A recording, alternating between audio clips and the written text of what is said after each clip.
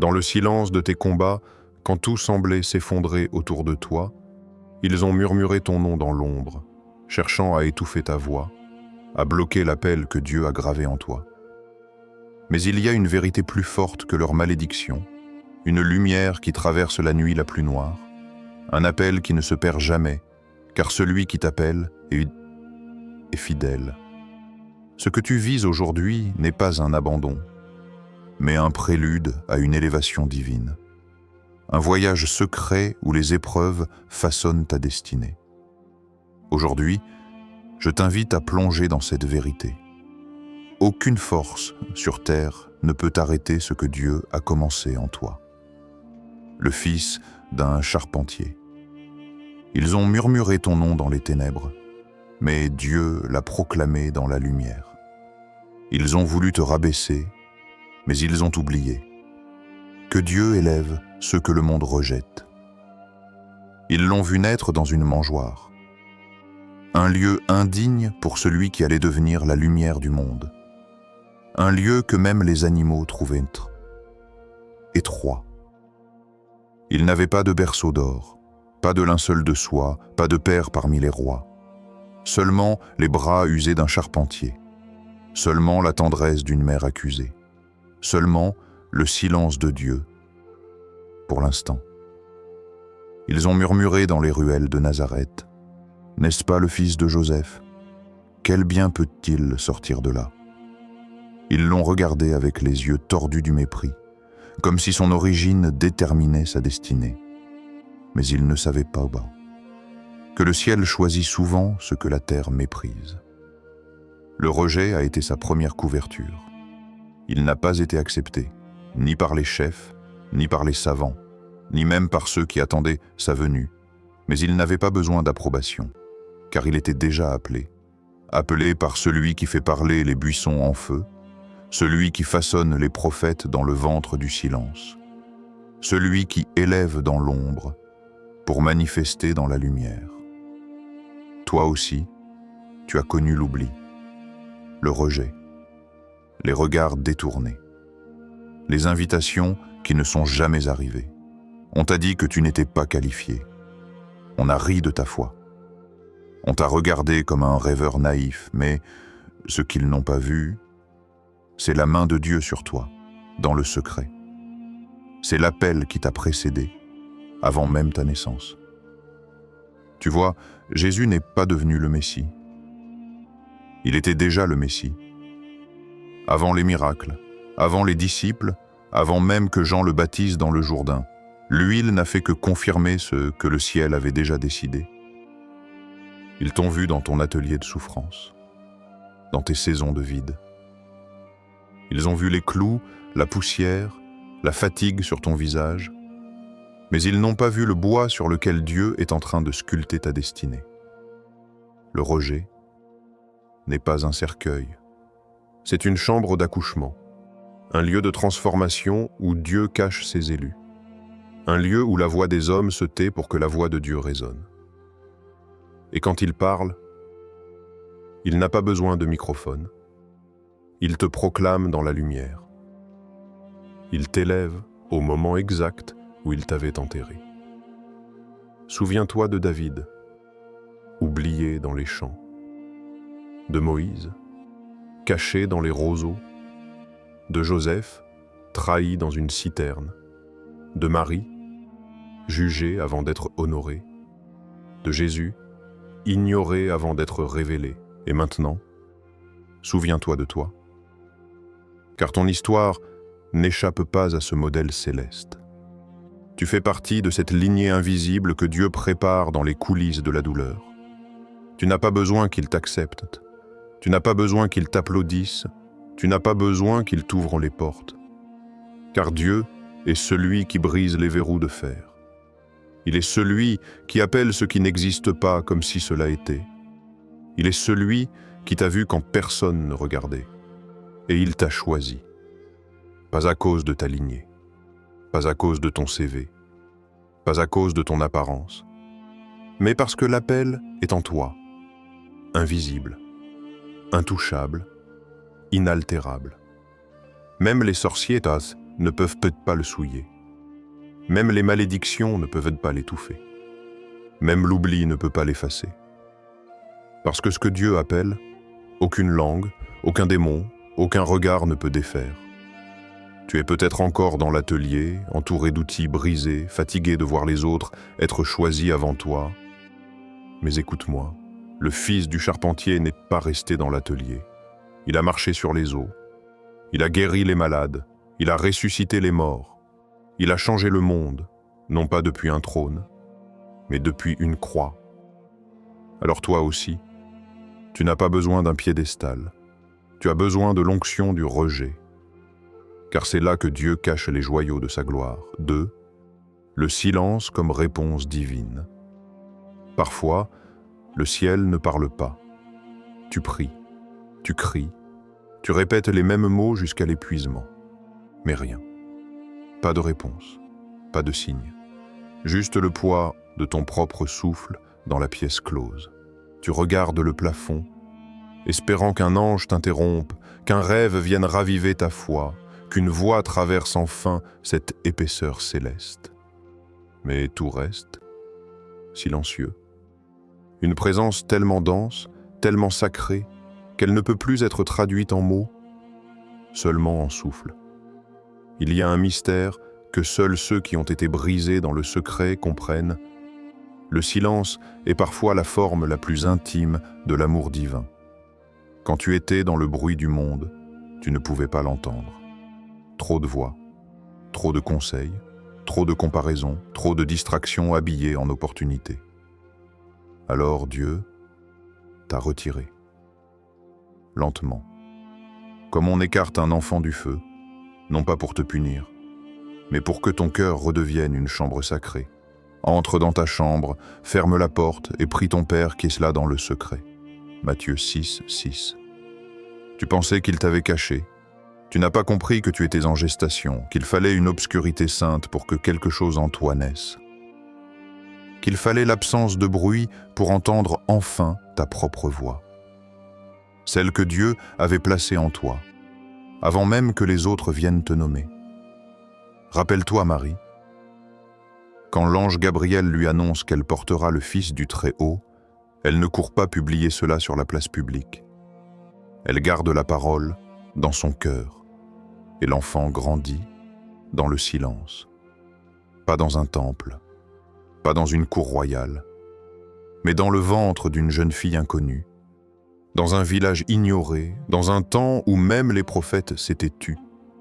Rappelle-toi, Joseph, qui découvre que sa fiancée est enceinte et qui doute dans le silence. Mais dans ce silence aussi, Dieu lui parle, dans les songes, dans les silences où l'esprit est plus perméable que les mots. Le salut du monde a grandi dans le silence, dans un espace où Dieu était à l'œuvre, sans bruit, sans spectacle, sans applaudissements. Et toi, tu te crois abandonné? Tu crois que ce vide est un désert? Tu crois que ton appel s'est évaporé? Non. Il est en train de croître, dans le silence, à l'abri du regard des hommes, protégé du bruit des langues, à l'écart des louanges précoces, comme un fruit qui mûrit dans l'ombre, pour ne pas être cueilli trop tôt.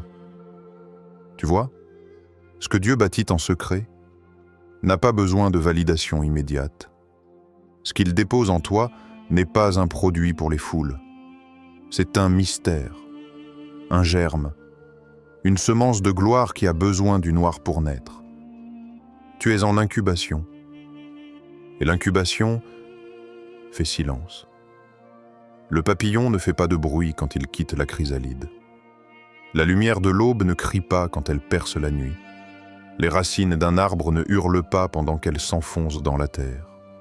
Et pourtant, tout grandit, tout progresse, tout prend forme, dans le silence. Alors, la prochaine fois que le ciel semble fermé, ferme aussi la porte de ta chambre. Rejoins Dieu dans le secret. Et écoute, pas avec tes oreilles, mais avec ton âme, parce que dans ce silence, il te façonne, il te guérit, il t'instruit, Ils t'aiment d'un amour trop profond pour être bruyants. L'attaque qui a révélé ta force, ils ont creusé une fosse, pensant que tu tomberais. Ils ont envoyé des flèches dans l'ombre, croyant que tu ne verrais jamais d'où venait la douleur. Ils ont attaché ton nom à des malédictions, et quand ils ont vu le vent se lever, ils se sont réjouis en pensant « Cette fois, il ne se relèvera pas. » Mais ils n'ont pas compris que tu es né de la poussière, mais appelé par le ciel. Et ce que le ciel a appelé, la terre ne peut pas enterrer. Chaque attaque t'a blessé, oui. Mais dans la plaie, Dieu a versé un feu qui ne t'a pas consumé, mais t'a transformé. Un feu qui a révélé l'or que tu portais sous la surface. Tu ne t'en souviens peut-être pas, mais il y a eu une nuit où tu as pleuré sans témoin, où tu as voulu abandonner, où tu as dit « Seigneur, je n'en peux plus ». Et ce soir-là, ce n'est pas ta force qui t'a sauvé, c'est ton appel. Un appel inscrit avant la fondation du monde. Un appel que même les chaînes ne peuvent pas effacer. Un appel que même les prières de tes ennemis ne peuvent pas arrêter. Joseph, vendu, trahi, injustement accusé, jeté en prison pour un crime qu'il n'a jamais commis, isolé, oublié, mais même dans le noir de sa cellule. Le ciel continuait de parler à travers ses rêves. Et Dieu écrivait l'histoire. Une histoire où la trahison est devenue le pont vers la destinée. Ceux qui voulaient l'écraser l'ont en réalité poussé vers le trône. Ils ont cru l'enterrer. Ils ont sans le savoir semé un roi. Et toi aussi, tu as connu cette saison. On a parlé de toi. On a menti sur ton nom. On a fermé les portes. On t'a méprisé en silence. Et même ceux que tu croyais loyaux t'ont regardé tomber, sans même lever la main. Mais Dieu n'a jamais détourné les yeux. Il a vu les coups. Il a compté les larmes. Il a noté chaque injustice. Et pendant que les hommes préparaient ton cercueil spirituel, Dieu préparait ta couronne. Vous aviez projeté de me faire du mal. Dieu l'a changé en bien. Genèse 50, 20. Il y a des douleurs qui sont des portails, des trahisons qui sont des tunnels vers l'appel, des blessures qui ouvrent des portes que la gloire seule ne peut pas atteindre. Ils pensaient t'avoir maudit, mais Dieu a utilisé leur malédiction comme matière première pour ton élévation. Ils ont dit « Tu es fini ». Dieu a dit « Je commence maintenant ». Ils ont fermé les portes. Dieu t'a donné les clés. Ils t'ont brisé? Non, ils t'ont façonné. Regarde-toi maintenant, plus fort, plus conscient, plus aligné, plus vide des hommes, mais plus rempli de Dieu, parce que parfois, il faut que tout s'écroule, pour que tu comprennes enfin que tu étais bâti sur un rocher. Et maintenant, tu es debout, pas parce qu'ils t'ont aidé, mais malgré eux, et chaque mot qu'ils ont dit contre toi est devenu un tremplin vers ton témoignage. Chaque trahison, un passage vers ta mission. Et toi, tu regardes derrière toi et tu comprends enfin qu'ils n'étaient pas des obstacles, ils étaient des instruments. Le jour où les eaux se sont ouvertes, il y avait le bruit des sabots. Les cris des soldats égyptiens résonnaient à l'horizon, le soleil déclinait et l'ombre de la peur planait sur le camp d'Israël. Devant eux, une mer, derrière eux, une armée, et en eux, le doute. Des milliers de cœurs battant dans l'angoisse. Certains criaient « Fallait-il mourir ici ?» D'autres disaient « On aurait mieux fait de rester esclave. » Mais un seul homme se tenait debout, Moïse. Le même qui avait grandi dans un palais et qui avait fui dans le désert. Le même à qui Dieu avait parlé dans un buisson en feu. Le même que personne n'avait vu comme un leader, mais que Dieu avait choisi quand même. Il leva son bâton, pas parce qu'il savait comment les choses allaient finir, mais parce qu'il croyait. Il croyait que si Dieu avait commencé, Dieu allait finir. Et Dieu lui avait dit, « L'Éternel combattra pour vous, et vous, gardez le silence. » Exode 14, 14. Alors Moïse ne bougea pas avec panique. Il bougea avec autorité. Parce que ceux qui marchent avec l'appel de Dieu ne paniquent pas devant l'impossible. Ils parlent au vent, ils ordonnent au flot, ils marchent là où personne ne pensait que c'était possible. Et les yeux se sont ouvertes. Pas avec des machines, pas avec des plans humains, mais avec la faveur invisible de l'Éternel. Le sol s'est ouvert sous leurs pieds, et les murs d'eau se sont dressés, silencieux comme une armée d'anges. Le vent soufflait, non pas pour les repousser, mais pour leur ouvrir un chemin. Parce que quand ton appel est réel, Dieu ne cherche pas un sentier déjà tracé. Il en crée un nouveau, rien que pour toi. Ce jour-là, Israël n'a pas marché sur un sol ordinaire. Ils ont marché dans un miracle. Chaque pas était un acte de foi, chaque respiration une réponse à l'appel. Ils ne fuyaient pas. Ils étaient en transition. Ils ne couraient pas pour leur vie. Ils marchaient vers leur destinée. Et toi, peut-être que tu te tiens aujourd'hui devant une mer. Peut-être que tu sens les ennemis derrière toi, la peur, l'échec, les voix du passé. Peut-être que tout semble bloqué et que tu as prié et attendu et pleuré et crié. « Seigneur, où es-tu » Et la réponse que tu entends n'est pas un miracle, mais un ordre. Avance. Même si tu ne vois rien, même si l'eau est encore fermée, même si personne avant toi n'a jamais marché par là. Dieu ne t'appelle pas à marcher dans les pas des autres. Il t'appelle à marcher dans l'eau. Ce n'est pas ta logique qui ouvre les mers, c'est ta foi. Et si Dieu a mis un appel sur ta vie, il ne te laissera pas mourir entre les vagues. Il ouvrira un passage au moment exact où ta foi touche le sol. Ce ne sera pas à cause de ta force, ni de tes diplômes, ni de tes relations, mais à cause de ta faveur. Car quand le ciel t'a choisi, la mer ne peut pas te retenir. Tu n'as pas besoin de comprendre, tu as juste besoin de faire un pas. Et dans ce pas, Dieu t'attend. Il ne te demandera pas d'être prêt. Il te demandera juste de croire. Le figuier sec et l'arbre planté. Un matin, sur la route de Béthanie, le Christ avait faim. Devant lui se dresse un figuier, grand, verdoyant, vêtu de feuilles comme d'une gloire extérieure, une promesse de fruits. Mais quand il s'approche, il n'y a rien, rien d'autre qu'une façade. Alors Jésus parle, pas à un homme, pas à un roi, à un arbre. Et ces mots sont plus tranchants que le silence du ciel. Que jamais plus personne ne mange de ton fruit. Le lendemain, les disciples s'arrêtent, surpris. L'arbre est mort, de la racine jusqu'aux feuilles, séché, sans que personne ne l'ait touché. Pourquoi tant de sévérité? Pourquoi maudire ce qui en apparence semblait vivant? Parce que Dieu ne se laisse pas séduire par les costumes de spiritualité. Il regarde les racines, l'intime, l'invisible. Le figuier représente cette âme qui veut paraître appelée, mais refuse d'être enracinée. Il porte les feuilles du discours religieux, mais fuit la lenteur du sacrifice.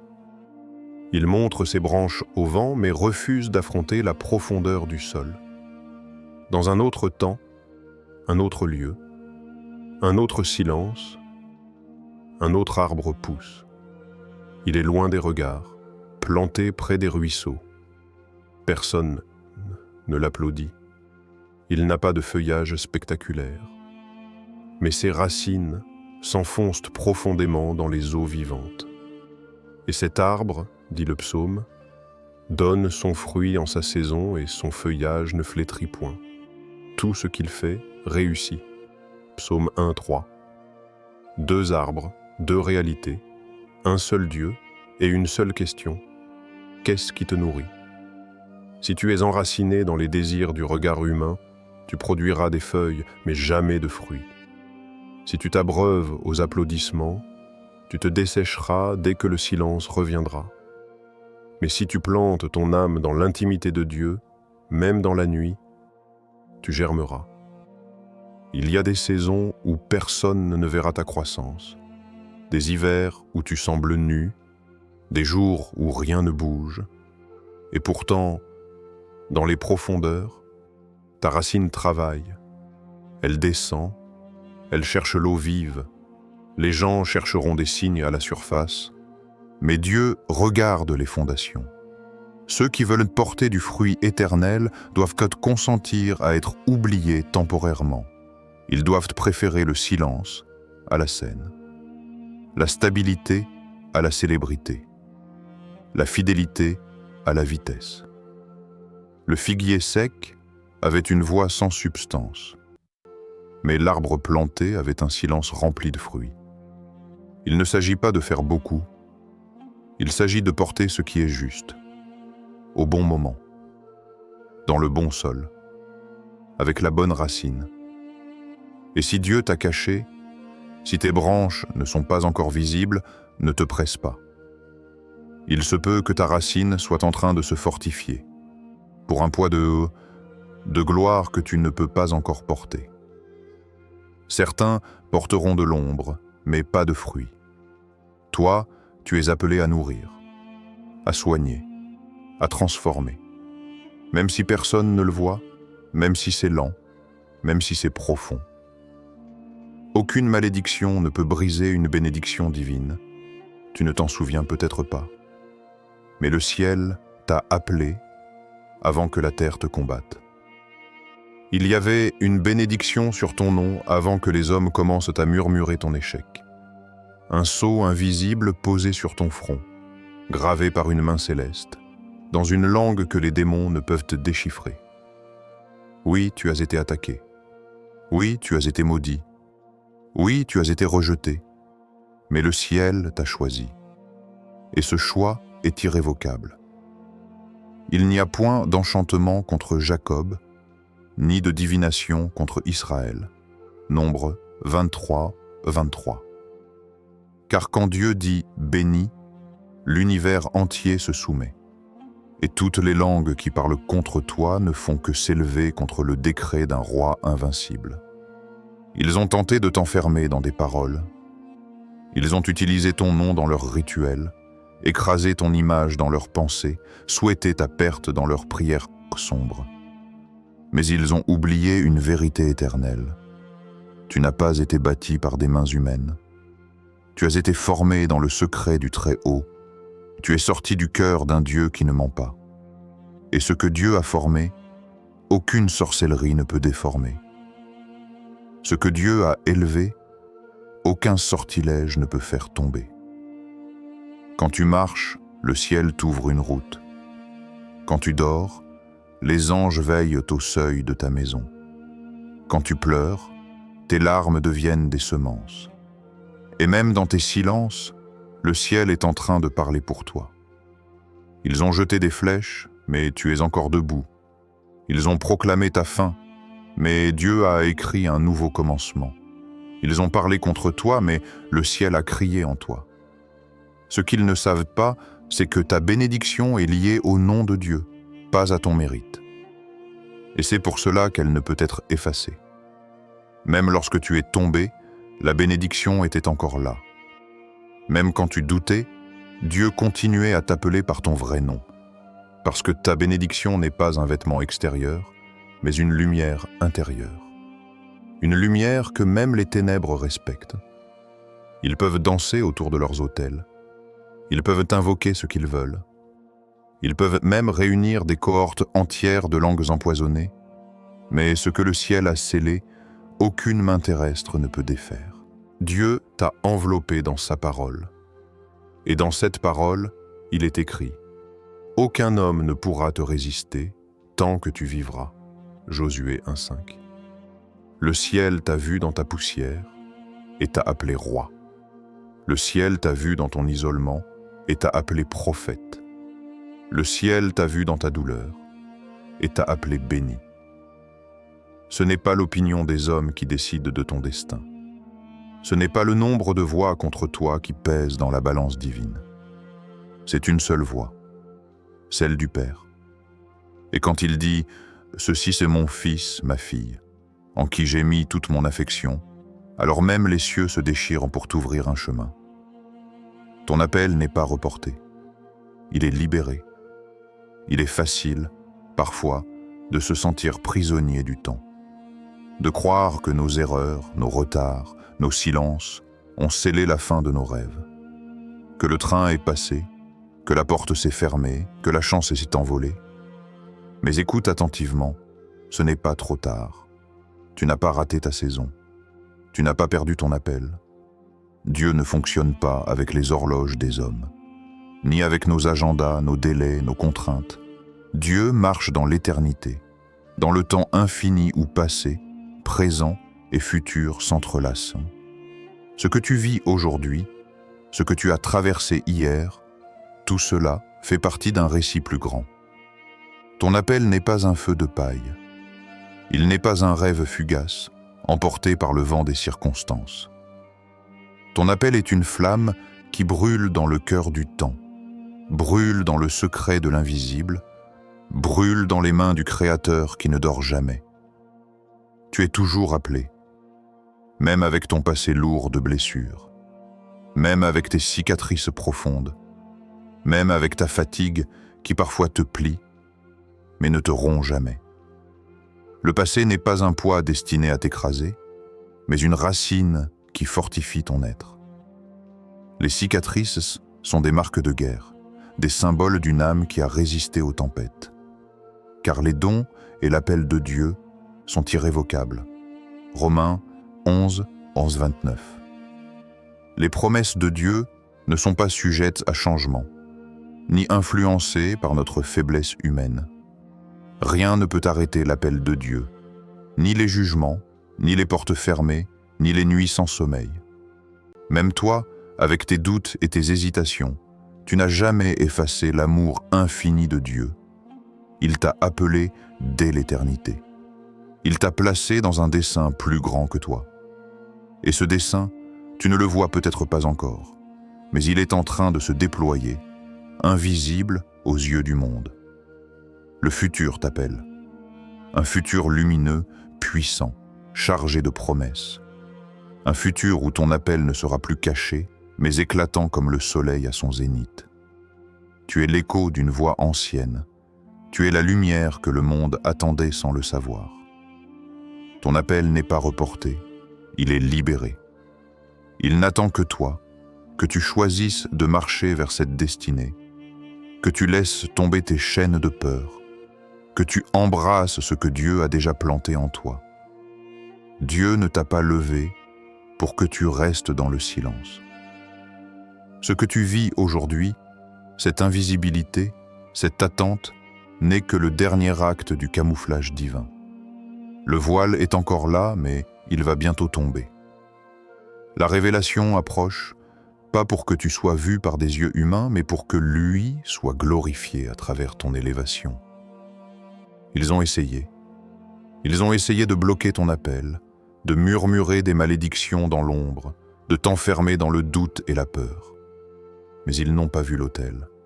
L'autel sacré où ton nom a été gravé, non par la main de l'homme, mais par Dieu lui-même, dans l'éternité.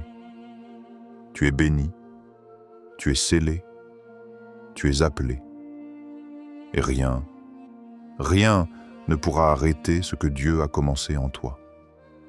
Le chemin est tracé, la victoire est certaine, et la lumière brillera, plus forte que jamais.